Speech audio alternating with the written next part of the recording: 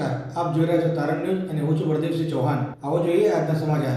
ભારત દેશ વિશ્વગુરુ બને તે માટે ગુજરાતના દિવ્યાંગો માતાજીના ચરણોમાં પ્રાર્થના કરવા જઈ રહ્યા છે। આ તમામ આયોજન દિવ્યાંગ સેવા વિકાસ ટ્રસ્ટ મહેસાણા ગુજરાત ઊંઝા માં ઉમિયા માતાજીના મંદિરમાં ધજા ચડાવીને અંબાજી મંદિર જવા જઈ રહ્યા છે। સતલાસના પટેલ સમાજવાડી ખાતે ચા નાસ્તા અને ઠંડા પાણીની બોટલનું એસપીજી ગ્રુપ સતલાસના દ્વારા આયોજન કરવામાં આવ્યું હતું। એસપીજી ગ્રુપના પ્રમુખ શ્રી અંકિતભાઈ પટેલ, ઉપપ્રમુખ કૌશિકભાઈ પટેલ, મંત્રી શ્રી ડેનીભાઈ પટેલ, તમામ ગઢવાડા પાટીદાર સમાજના પ્રમુખ શ્રી જયંતિભાઈ પટેલ હાજર રહ્યા હતા। ગ્રુપના તમામ લોકો હાજર રહી સરસ મજાનું આયોજન કર્યું હતું। હાર્દિકભાઈ મોદી નાસ્તાના દાતાશ્રી બન્યા હતા, જેમાં અલગ જિલ્લામાંથી દિવ્યાંગ એક્ટિવા યાત્રા જેમ કે મહેસાણા, બનાસકાંઠા, સાબરકાંઠા, કચ્છ, કાઠિયાવાડ તમામ દિવ્યાંગો, ભાજપના આગેવાન મુકેશભાઈ મહેતા અને રાજુભાઈ મહેતા પણ હાજર રહ્યા હતા। બ્યુરો રિપોર્ટ તારણ ન્યૂઝ। આપનો પરિચય, આપનું નામ શ્રી જણાવશો? હા સાહેબ નમસ્કાર, મારું નામ નીતિન અમૃતભાઈ પંચાલ છે।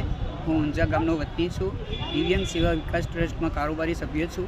અમારે ઊંઝાથી લઈને ઉમિયા માતા મંદિરથી છેક અંબાજી મંદિર સુધી ભારત વિશ્વગુરુ દેશ બને તે માટે અમે પ્રાર્થના કરવા જઈ રહ્યા છીએ।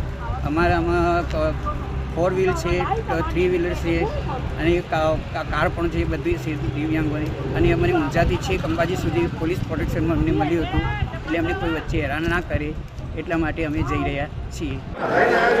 શું નામ આપનું? મારું નામ ભરતભાઈ મોદી છે। ક્યાંથી આવ્યા તમે? અમે મહેસાણાથી આવ્યા, ઊંઝા ઉમિયા માતાની ધજા ચડાવી અને અંબાજી જઈ રહ્યા છે, અંબાજી તરફ પ્રયાણ કરી રહ્યા છે।